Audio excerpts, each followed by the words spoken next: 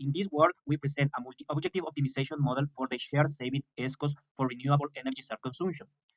The core objective of this work is to find the optimal financial equilibrium between user savings and payments to the ESCO that also guarantees the financial viability of the ESCO. The methodology uses the Pareto front to visualize the inherent trade-off between user benefits and ESCO revenues. Pay ESCO is the payment allocated to the ESCO, represented by alpha, and SACU is the saved annual cost by the user, represented by beta.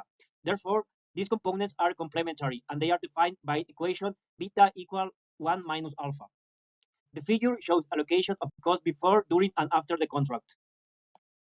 The methodology identifies the Pareto frontier using the multi-objective genetic algorithm in MATLAB, which implements a variation of the NSGA2 algorithm.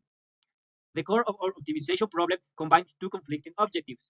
First, minimizing the regulated user's tariff, and second, determining the optimal variable alpha. The multi-objective optimization problem is constructed by combining the optimization functions equation 10 and 11, subject to the equality constraints in equation 12 and 13. On the other hand, equations 14, 15, and 16 establish the limits for the variables TE, alpha, and beta. Several simulations are carried out for the sensitivity analysis of the percentage of money allocated to the ESCO. This sensitivity analysis is performed with respect to different variables using Pareto frontier and contour map. Furthermore, the objective functions and constraints are changed depending on the variable with which the sensitivity of the ESCO model needs to be analyzed. In this slide, the left figure presents the sensitivity analysis of the payment allocated to the ESCO as a function of the initial regulated tariff during the contract period. Meanwhile, the right figure shows the sensitivity of the savings percentage allocated to the ESCO as a function of the self-consumption generation system capacity factor. Here, figure A shows the sensitivity of the annual payment percentage allocated to the ESCO as a function of the contractual time of the ESPC model. Figure B shows the Pareto front of the percentage alpha and the discount rate, which allows for reviewing the sensitivity between both variables. In this slide, the contour map technique is applied as a visualization tool to represent the entire possible solution space of the financial model. The color bar indicates the range of the parameter alpha between 0 and 1, highlighting the regions of sensitivity with greater clarity.